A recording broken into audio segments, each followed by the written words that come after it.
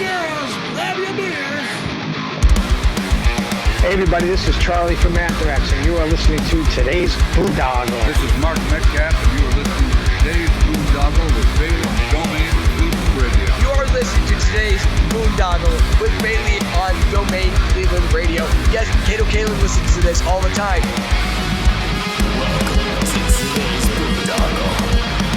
Now here's your host.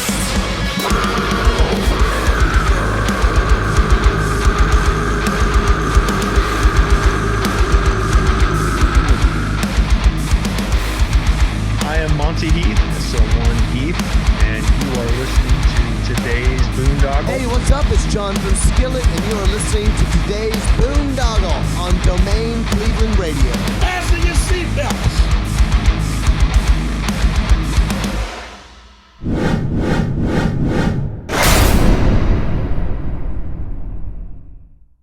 Incarceration, America's rock, metal, and tattoo festival with Slipknot.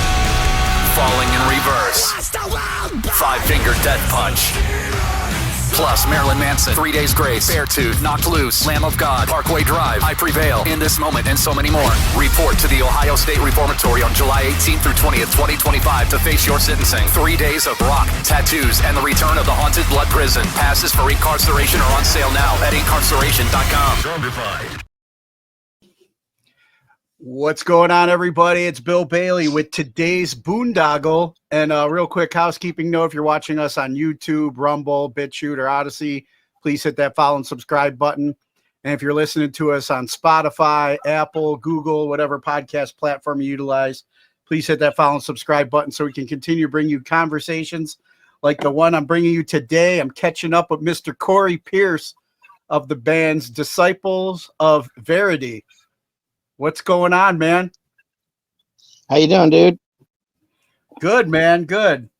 Yeah, so we were talking a little bit before we went on, about your many trips to Cleveland back in the day. I want to kind of get into that, but usually when I have somebody on for the first time, I like to do a quick background. So you remember originally what you wanted to be when you grew up? I mean, honestly, earlier on, I wanted to be a chef. I was actually going to go to culinary school. And things just didn't quite go that way. I still cook a lot, though. I did end up, doing just kind of studying on my own, practicing a lot of different, especially barbecue. But that's what I originally, when I got into high school, I thought I was going to do. But it's not how it went. No. And then when was it that, you got into, music caught your ear? Well, my mother is a musician. My older brother played guitar as well, but I mean, she played piano. That's what I originally started playing was piano. I started taking lessons on piano when I was 9, and I played piano for 3.5 years. I took lessons for. And then I can't remember where, somewhere around 11 or 12, I started to mess around with drums a little bit, and then it just sort of took over. So yeah, I mean, I guess, just from my mom mostly, but I think once you catch the bug, it's just there. There's no way to really pinpoint exactly where it happens. It just sort of happens.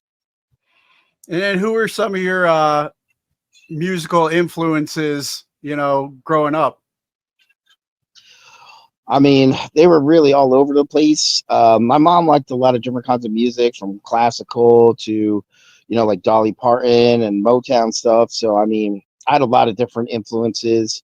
I liked a lot of classical music. I also, when I first started getting into metal, I would probably say Dave Lombardo was my first, drum hero kind of guy as far as all that goes.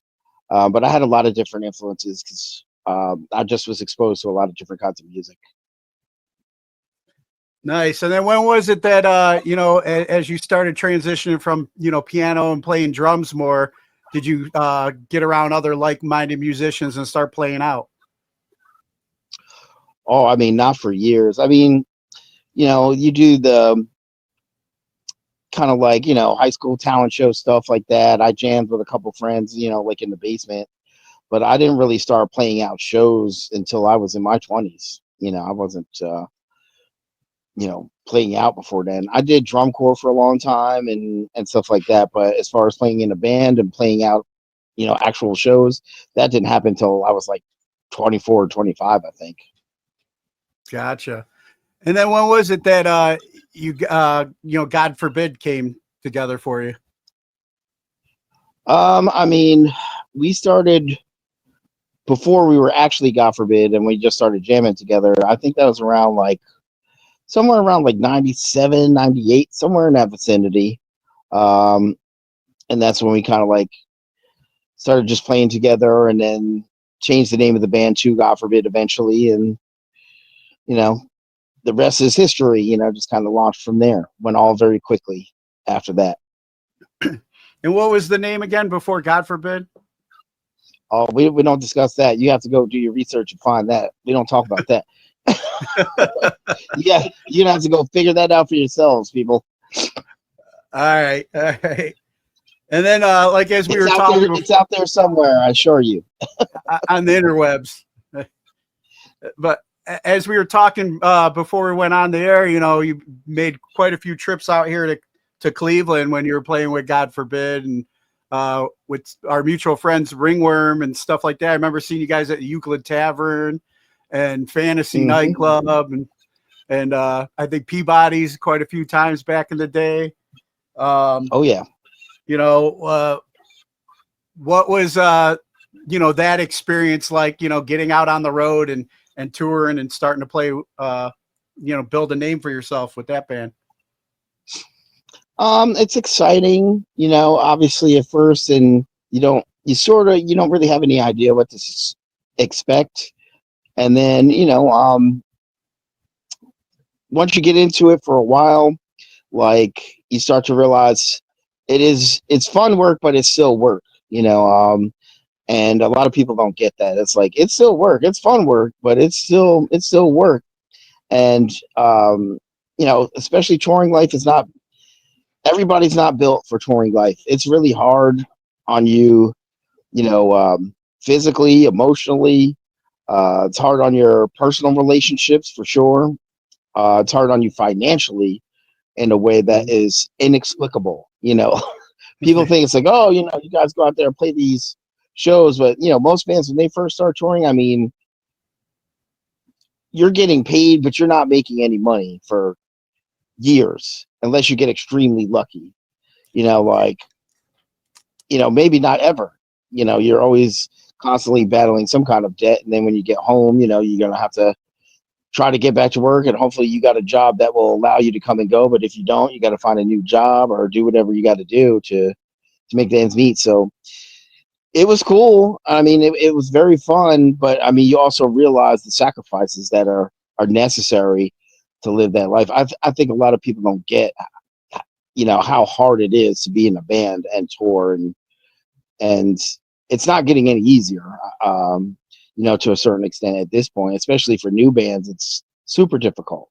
It's almost an impossible thing to do just starting out now, because it's so expensive to tour. And, when bands are coming out, for instance, when we first started, playing shows, we were making $100 to $200 a night, and you're spending almost that in just gas alone, let alone not having a place to sleep or bringing in food into that equation or anything like that. It's not an easy life. It requires a lot of sacrifice, but all in all, I don't regret it. You know what I mean? It was an experience that I can say that most people will never know.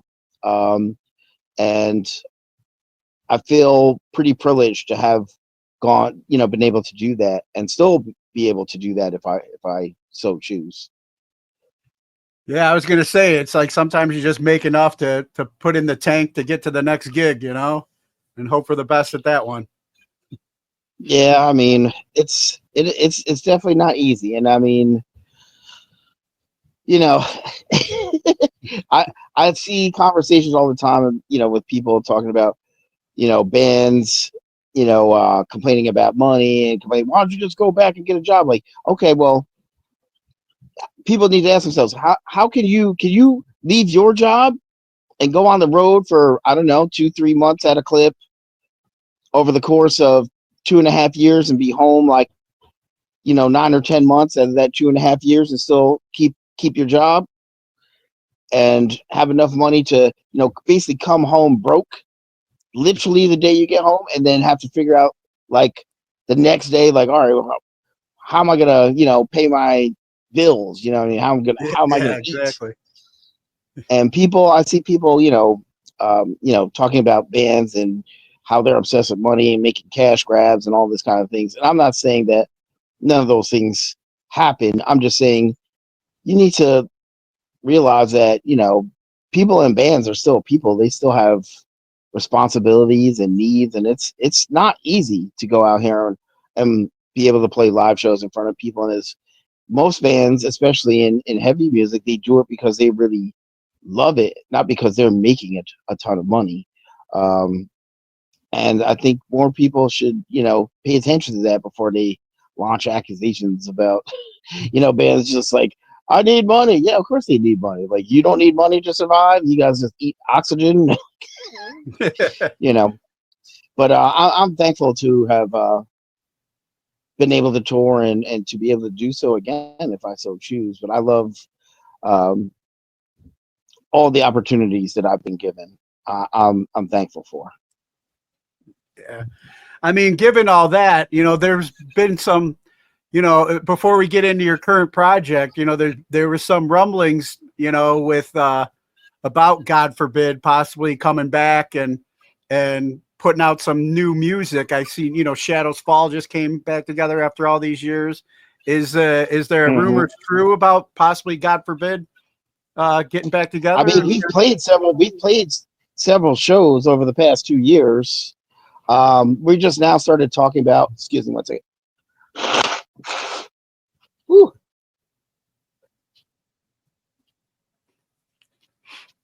Got some of those cold symptoms. But we just now started talking about playing new music and trying to figure out how we're going to go about doing that. But we're all pretty excited about doing it. So there will be some new music coming at some point. It's just we're not exactly sure when, but it's going to happen because we want it to happen. As far as more shows, I mean, yeah, we're going to play some more shows.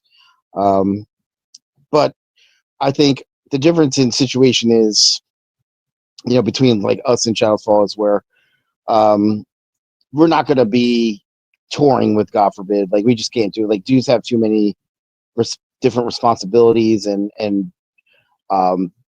complicated lives, like Docs and Bad Wolves. I'm in DOV. I also manage another band.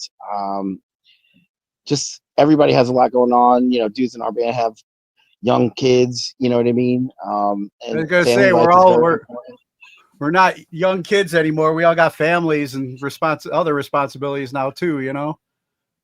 Absolutely, and also geographically, like, it's like for us is very crazy. So everything we do has to be, super planned out well in advance, and we can't really make it like, oh, a couple months, like, oh, we can just jump out and do this or that. Like, we have to plan everything like well in advance and very carefully. So yeah, it seems like a lot of the guys, like other friends, Chimera, is jumped on the tour. They get on the festivals, come back and do a reunion at the festivals. Is there a possibility for God Forbid, maybe? I mean, of course, we'd like to do more festivals. It's just a matter of if we get the right offers to do them. So it's basically just kind of, as the offers come in, and if they come in from those festivals, then we kind of make a decision like whether we can do it or not. It's just we'd like to do, more festivals and stuff like that, but it's just about timing. And I'm going to say it again. Everything has to be financially sort of correct. With the overhead that we have to get together is, to rehearse and all the flights and all that's involved. It's it's pretty extensive, you know what I mean, for us to get together and actually, we don't just like show up on the day of the show and just, hey, we're here, we're gonna play. You know, like we have to get together, do like days of rehearsal, and we're literally geographically almost as far as away from each other as we could possibly be in this country. You know, like I'm in New Jersey, Beaker's the closest to me, and he's in Pennsylvania, but then Byron is in El Paso, which is basically like Mexico, and then Doc and Nick are out in LA, so we are far apart. So it's a lot of planning, and there's like a huge amount of overhead for us to do anything. So it's like, but we will do stuff. We have to be careful about what we do and assess every offer on a case by case basis. Gotcha. Well, let's talk about the current project, Disciples of Verity. How did that, how did that come together for you? Honestly, it was actually just kind of,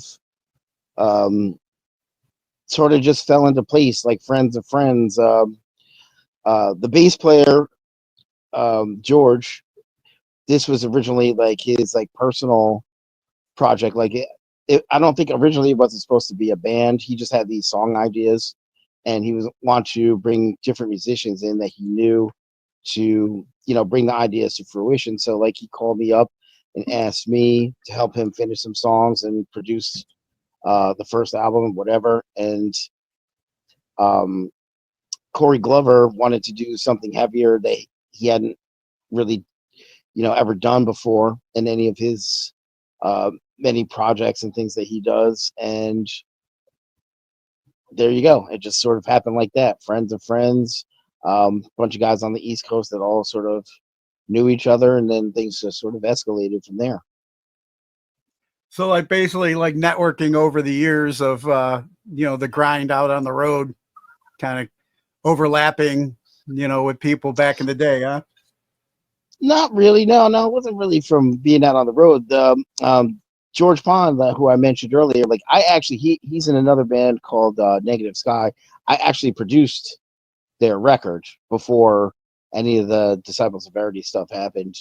And so, I mean, I had also known him, because three of the guys, myself, George, four of the guys, Zach and Mark, are all from New Jersey. We're all Jersey guys. You go to shows, you see each other, whatever. But and the two guitar players and George had jammed in another band together at one point.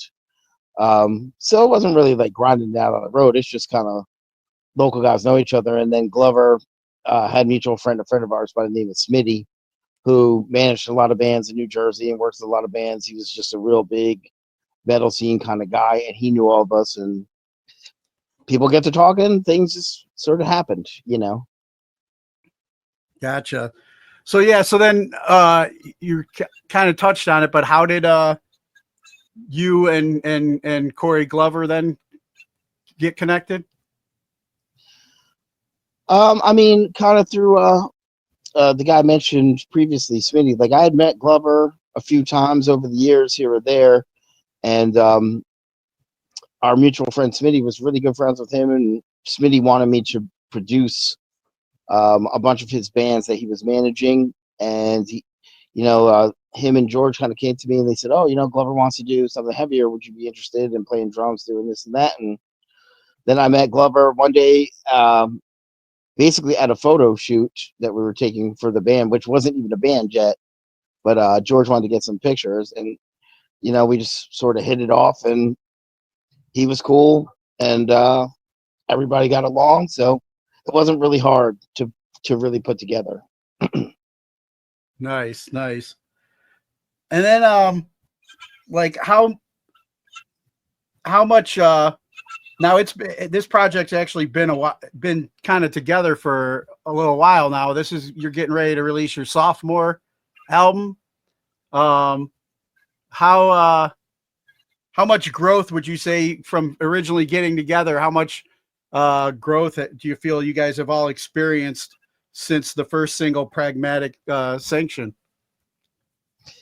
I mean, light years, really, because like I said, originally, it wasn't really supposed to be a band per se. And So when you get into those situations when you decide it is going to be a band, then you got to kind of start figuring out, what you're trying to achieve on various levels, from sound wise to stylistically, and there's a lot of components involved. So I mean, there's a lot of growth um, from Pragmatic Sanction to this album Nexus. It's like a completely different sound and situation for the most part. Yeah. And then, let's talk more about, I mean, you were talking earlier about the geographics with, God forbid, what now you and the core members of this band are all in New Jersey. And where's Corey from again? New York. Okay. So it's easier to get together for this project, obviously.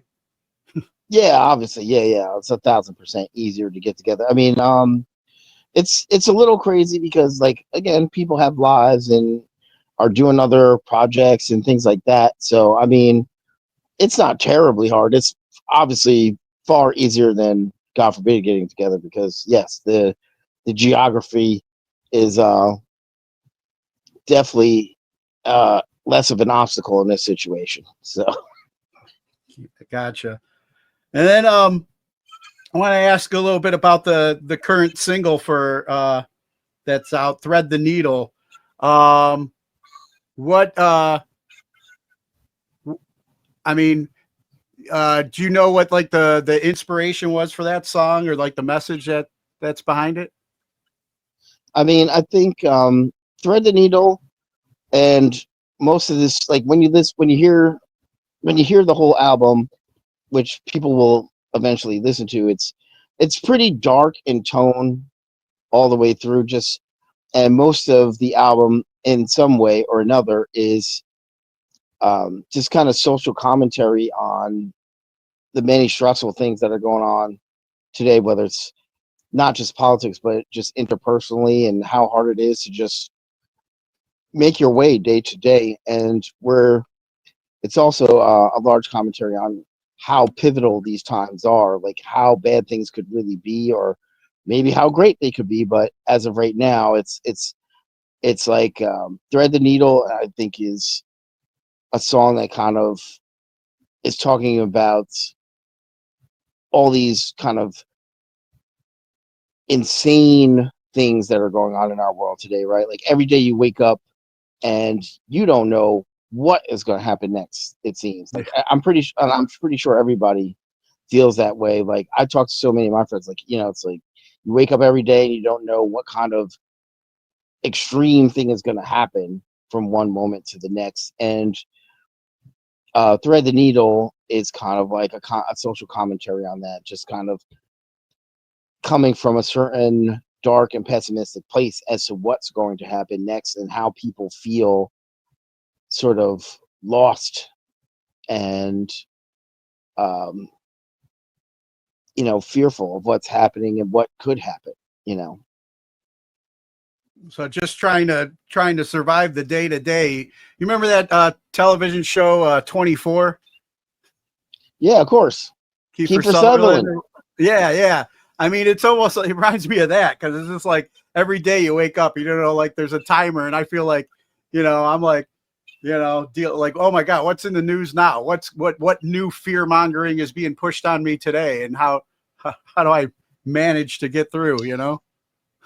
Yeah, we are living in probably some of the most insane times that you could possibly imagine. Like, none of the prearranged rules that at least I feel like I grew up on apply. Like, I mean, you got dudes giving on-air Nazi salutes in front of millions of people. You got insane wars, Israel, Gaza, like, Ukraine and Russia. Like, every day something is like just insanely large problems that need to be overcome, and terrible circumstances that we all get to wake up and witness every day, like eroding of freedoms and values, and it's racism, it's violence, it's like, and it's constant.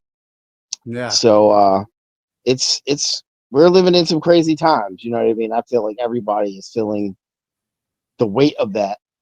to some It's extent, you know. yeah, it's crazy. It's like a desensitizing the population, because it's like every day there's something new.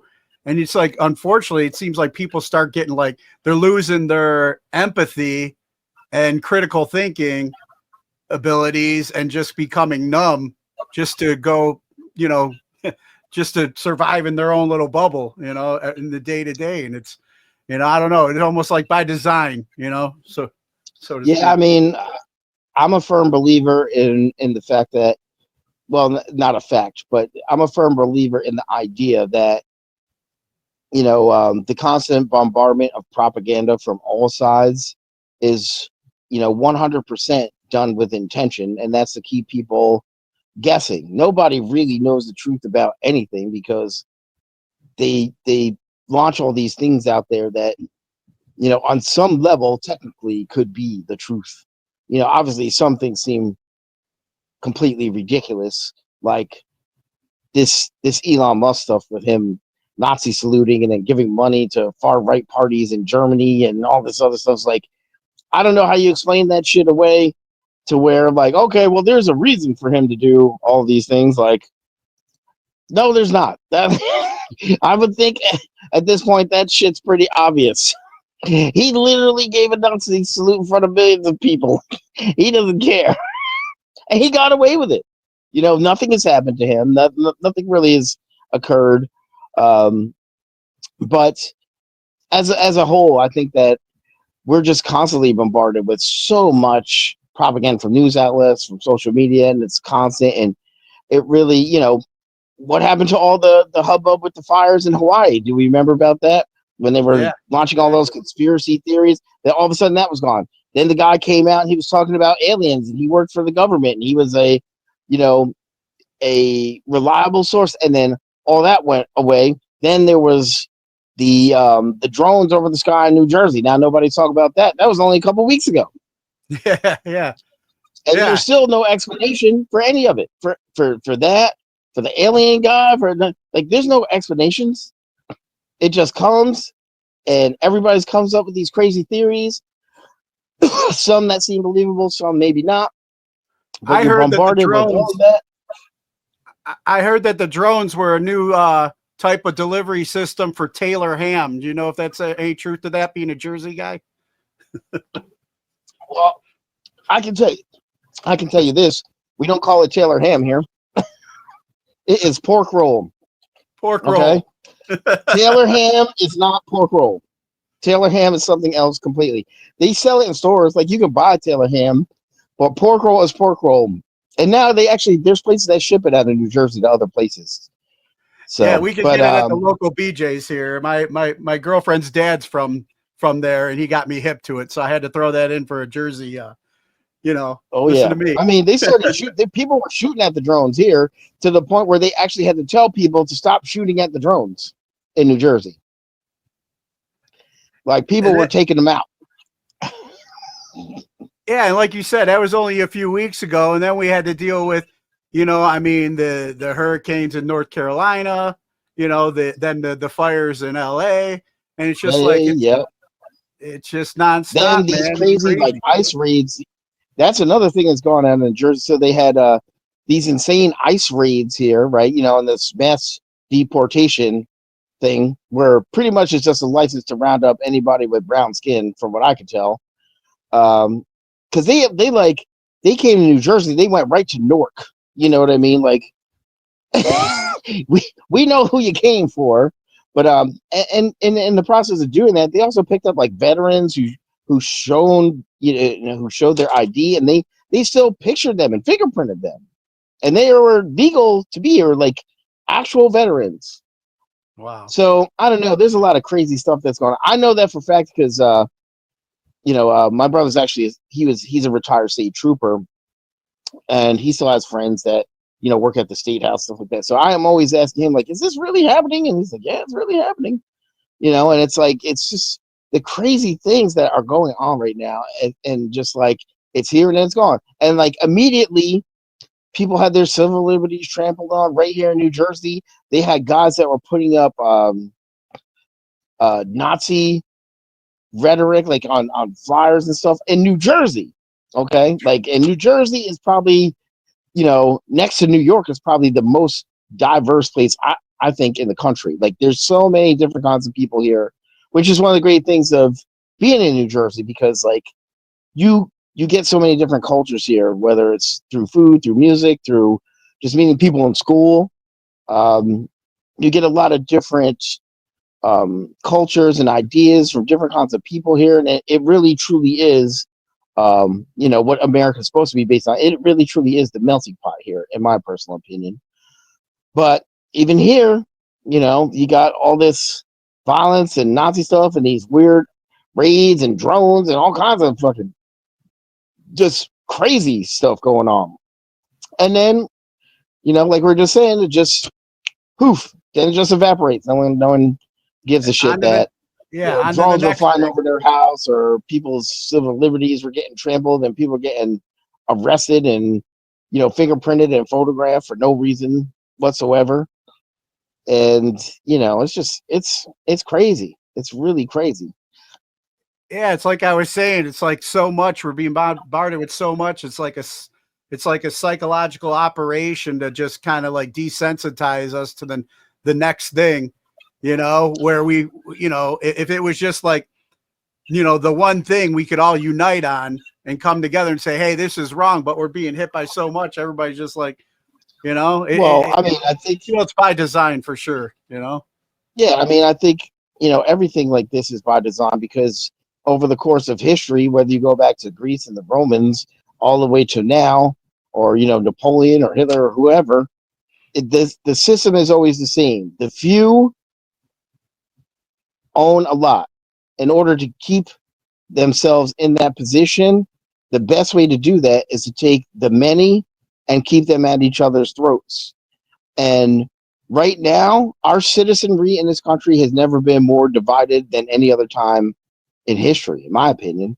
Definitely not since I've been alive in the past 5 decades. Like, I came up in the 80s, it's like we are the world, the hands across America and farming. Like, people were trying to unite. I'm with you. You know what I'm saying? Bring people together. Now, ain't none of that shit. Ain't nobody trying to get together. Everybody trying to, separate kills. It's everybody's shitting on somebody for some reason. And that's seems to be, like the status quo. And if you look to the people like your Elon Musk and Bezos and Zuckerberg and all these people, they are the people that, and Trump, these are the people that benefit from exactly that. If they keep us all separated, there's no one to unify and go against these people who are so few but have so much, and we're allowing it. And there's tons of people out here that just kind of either bury their head in the sand or make excuses or deflect, and it's really just keeping our citizenry apart, which in turn just perpetuates the same cycle. The few who have the most keep accruing more, and all the rest of us are pushed further and further into a cycle of discord and violence and anger and fear, because that's what benefits those few people in the 1%. They don't want to see people, looking like you, looking like me, getting along and being on the same page. They hate that shit. They're like, oh no, we can't have that. Yep. So that's the cycle. And like, there's a lot with like, I try and lean towards faith in my life. Like you're saying, faith in my fellow man, coming together, because when you're stuck in that fear mode, man, it's easy for anybody to control you, and it seems like they like to keep us in that low frequency of fear, because it's easier to manipulate us, Absolutely.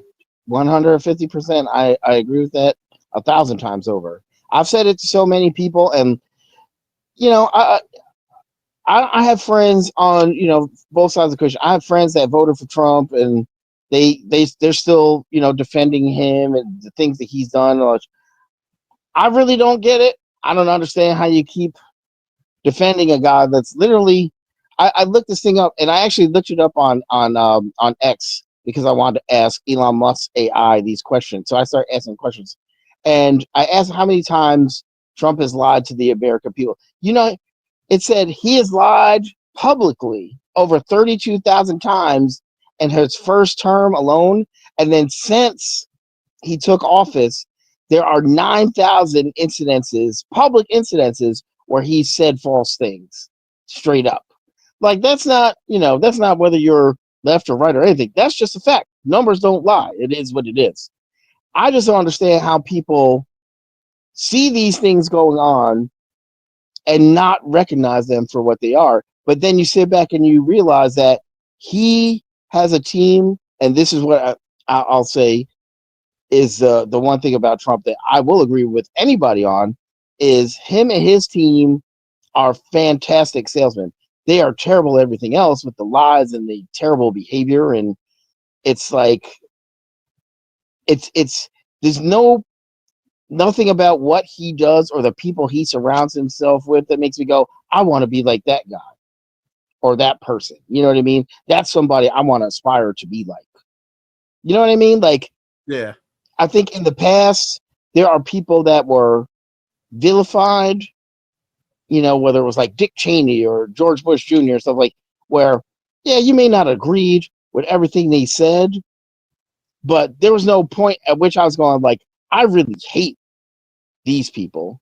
You know what I mean? Like, I don't ever remember terms like that being flown around so easily at that time. And it was a pretty controversial time, or during the Clinton administration when he did the things he did. Like, generally speaking, it was a pretty peaceful time. People were generally pretty positive. Rock the Vote was going on. It was like Bill Clinton came down, played with his saxophone. Everybody was, kind of feeling it. But I mean, now it's just like I said, I have friends on both sides. So I got friends that, they're like, oh, I hate everything he does. I'm like, okay, like, I think the extremes on either side is a terrible way to be. And I like to say, like, Dave Chappelle had some great references, like, or Chris Rock too. He's like, some things I'm conservative about, some things I'm not. That's just the world we live in. It's not so black or white. And people go to these ridiculous extremes, like these. What's those other ones now that they got, the Christian nationalist group? These people are insane. Like, I don't know how you can, see that this has creeped into our White House, into our government, and into our lives, and be okay with that. Like, that's insane. And I mean, generally organized religion, I'm a little skeptical about anyway. But I also know people who are Christian that they're legitimately good people. Like, they live to be kind and do the right thing and shit like that. I mean, that's rare and far and few in between in my experience, but they are out there. I've met some of those people. So I'm not going to damn religion altogether. If that makes you a better person, hey, go for it. But traditionally, it doesn't. But my point of all this being is, like, I got friends on both sides, like, and I listen to what they say, and it only furthers my sense that obviously this is intentional to keep us separated. Yeah. Like, it's theater of the worst kind, because it's theater that affects your reality. You know what I mean? Like, it is crazy. Like, if you're a veteran and you've fought for this country, and some of these people have gotten deported, by the way, after fighting for this country. Wow. How about that? That's some messed up shit. Now, this other stuff where they're talking about trying to tell American Indians, that they are not American, so that they can put them in camps, or they're like, where are you going to deport them to? Like, this is their country, really. Yeah, they are the most. They're getting fucked over the most by everybody. It's been I mean, and now you're sitting here trying to tell them that they don't belong here. Like, that's some crazy shit. But that's just symptomatic of the times we live in. All these wild things happening every day, and what's distraction? What's real? I'm going to rename the Gulf of Mexico the Gulf of America. That's some stupid bullshit. That really, like, who cares? Is that really making any real change? Is that changing people's lives? Is that putting food on the plate? Is that, bringing the cost of gas down. No, it's a distraction. It's just something outrageous that he could do to take your mind off the real shit that's going on. You know what I mean? Like this whole shit where they're trying to roll us back to the Jim Crow era is really makes people like me nervous. I know a lot of people just kind of like, oh, it's not as extreme as. Listen, the shit, when I first started seeing that Project 2025 shit, and I was like, okay, well, let me find out a little bit more about it. And then you started to find out what it was all about. And you're basically trying to roll time back, to the point where all the things that people fought for in the past, I don't know, 100 years is going to just evaporate. And that to me is crazy that people can't see that coming. But at the same time, I understand why they don't see it coming, because they get told a story. And the story is that let me take advantage of all the guys that have been here have gotten screwed over in some way or another. And who in America hasn't gotten screwed over in some way or another? Isn't pissed about how many taxes they've had to pay, isn't pissed about losing a job to somebody else or whatever has happened negative in their lives. And what do people want to do? They want someone to blame. And they're giving them that. Mm-hmm. It's the easiest way, like you said, to manipulate people is based off their anger and their fear, right? So most people in this country, especially, middle to lower class people, they're angry about something. The only thing that rich people are angry about is that they're not getting more money and making you broker. That's the only thing they're angry that you might even question what the hell that they're doing, which is why, hey, Gulf of America, now you're not questioning what I'm really doing. You're worried about this.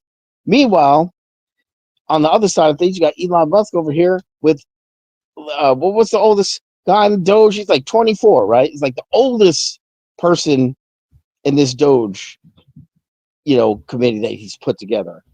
Now, two of these guys have already been busted online for saying, one guy said, oh, I was racist before being racist became popular. And he already he got fired from a job for leaking documents to his then job's competitors. So now he's in a position where our competitors are other countries. Who knows what he's going to do? Because he's clearly not being monitored, because they're literally getting rid of or firing anybody that does the monitoring. So now you just do whatever you want, which pretty much has been going like, just do what you want. We have the Constitution, throw that out. We don't, it's, you can read it, but we don't have to adhere to it. We don't have to listen to judges. We don't have to do that. It's just crazy. It's crazy. But it's becoming more commonplace by the day. And like you said, it's just people being manipulated by their anger and fear. And it keeps us all separated, which is what the 1% wants. And we're falling right into the trap. That's just what's going on. Yeah. I got you, brother. Man, we could do a whole nother episode talking about all that stuff going on. But yeah, I tend to help us get a little off track on here, because you can look at some of my past episodes. I'm big into the conspiracy world and the the facts of what's going on and the manipulation and everything. But I think Sean will be upset if I don't get us back on the band here. Yeah. Let's get back on track. But I wanted to ask you too, because I noticed on this latest album you guys got to work with Sahaj from Ra. Mm-hmm. How did that come together? George sought him out. He's worked with other people, other bands that we know and are friends with. So he just called him up and said, hey, do you want to do this? Which is basically how it goes when you want when you want to work with a producer. You say, hey, this is what we're doing. You send them usually like a sample of your, whatever demo work or pre-production stuff you've got done, and see if they want to get involved. And obviously he said yes. And I thought it was, working with a guy like Sahaj or any guy of that ilk is great, because they're very talented and they have a knowledge of multiple instruments, but just well grounded in songwriting, so they always have like an idea, which is great. But it's also a process that you have to get used to, because you're basically taking a bunch of your creative ideas and putting your soul on a roll for another person to essentially, on some level, rip apart and make into what they see it to be. And you have to either trust that those ideas that they have and that vision they have is what you want to achieve, or you spend your whole time fighting it, which is extremely counterproductive.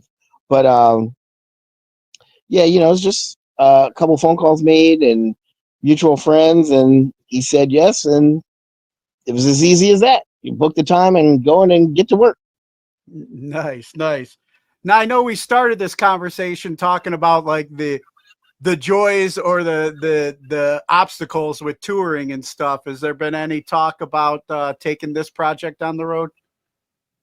Yeah, I mean, we definitely want to do some live shows. I don't know how much shorter we do. It's just, you kind of take it step by step and you kind of see what comes your way and see what makes the most sense to do. And I know that we definitely want to do some live shows and bring this material out to people. And especially when you got a singer like Corey Glover, you definitely want to bring it to people live, because that's where the emotional connection is really made, right? Like, yeah, when you have material with a certain content, right? Like, that's often what makes the biggest difference for fans, is when they have that intangible feeling, like a part saying, okay, this is heavy or this grooves or whatever. There's always an intangible quality to creative things, whether it's music or movies or TV, whatever it is, or art of any kind, that you like, that you don't need a reason. You can just feel it. Like, you feel those hairs stand on the back of your neck when you hear a riff or something like that, or see something and you get that little like jitter in your body, or you feel warmth from something. Like, there's intangible qualities to art, and I think when you play live, Cult of that's when Personality those still does that for me. well, I'm sure they played it enough. That's, everybody knows that song.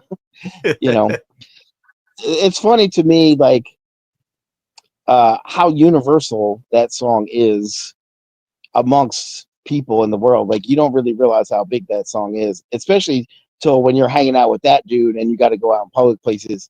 And I'm sure he's never said it, but if I was him, I would at some point get tired of people just rolling up on you like, cult of personality. You know what I mean? But it's such a great song, and such a huge song that's crossed generations, that people like, so many people know it, and it's reached so many people. But that in itself is kind of what I'm talking about. Like, we want to bring this to people live so that they can, kind of feel that sincerity from the material that is often hard to capture on recording in general. But I feel like just listening to an album doesn't really make that real for people. Playing live is what really makes it real to people, when they can actually feel it and be surrounded by the sound and connect with it. Yeah, I agree, man. I agree. Well, hey, I know you said you had a couple other interviews and stuff you had to get ready and jump on. So I wanted to ask you before we get ready and wrap up, a couple questions I normally ask the guests that I have on.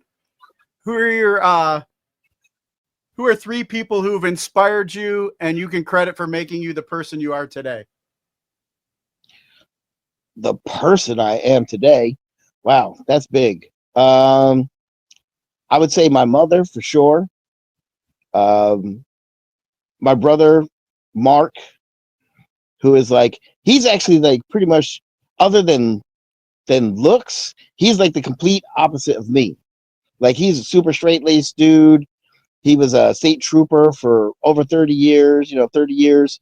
So he's matched, we've led way different lifestyles, but he's had a tremendous, effect in my life as far as work ethic and things of that nature, and learning about, just being respectful and how to carry yourself.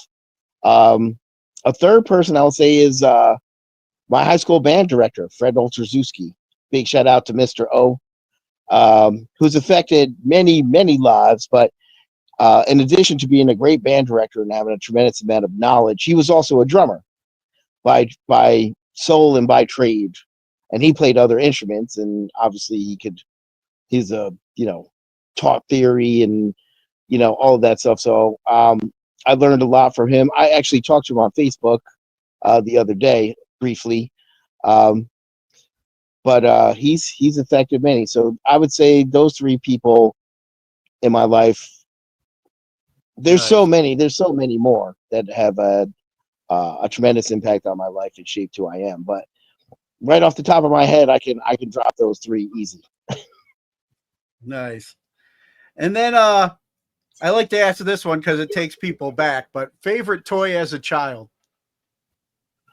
Favorite toy as a child?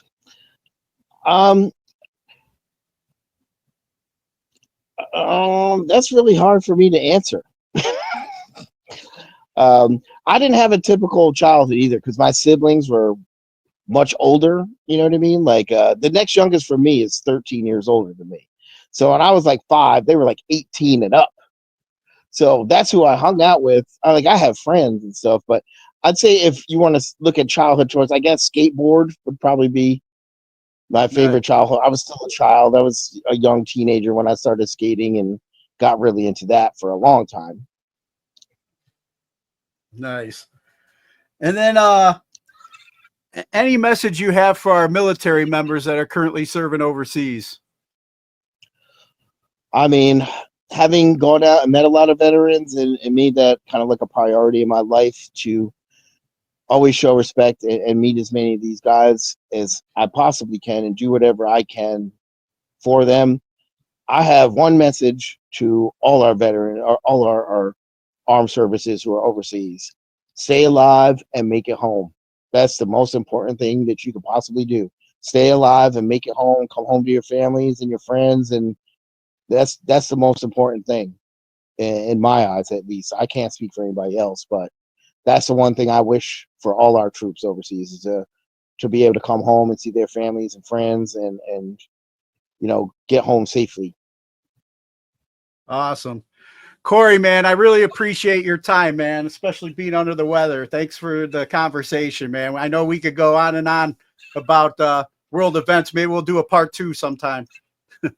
Well, yeah, hit Sean up, man, and let me know. I'm definitely down to do it. Sounds good, man. I hope you get well. And before I let you go, if there's for any fans out there that want to follow your current project and stuff that you're working on, where would you send them? Hey, I mean, obviously we're everywhere. Just go look for Disciples of Verity. We're on X, we're on Instagram, we're on Facebook, we're on TikTok. Really easy to find. If you can't find anything there, just go to my page, look for Corey Pierce or Corey motherfucking Pierce, which is everywhere as well. Instagram, I'm everywhere. I'm easy to find. So and the band is too, and obviously you can find it through any of the members. Corey Glover's obviously easy to find.